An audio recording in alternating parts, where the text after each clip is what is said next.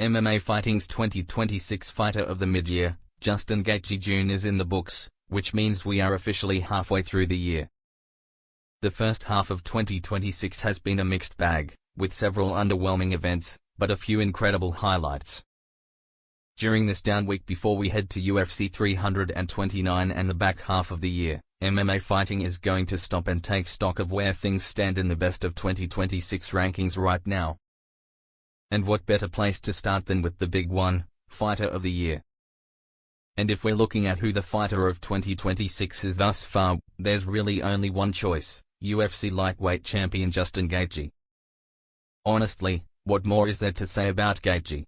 Since his incredible upset win over Ilia Topuria at UFC White House, practically everyone in MMA has extolled the virtues of the most violent fighter in MMA history. But let me do it one more time. Gaethje is 37 years old, and while he's a beloved figure in MMA, the man was essentially left for dead 2 years ago when Max Holloway slapped him at UFC 300. Sure, Gaethje was still a good fighter, and he's always thrilling to watch, but the man was clearly past his prime, and the hope of ever holding undisputed UFC gold was a pipe dream. When Gaethje started talking about possibly retiring, nobody batted an eye. He'd given enough. It made sense. But then lightweight champion Ilia Topuria had some personal issues that left him unwilling to defend his title. And Arman Tsarukyan was still on the outs with the UFC, so Gaethje got subbed into an interim title fight with Paddy Pimblett. Even though Pimblett has his detractors, everyone had given up on Gaethje, and he entered the fight as a 2-1 underdog.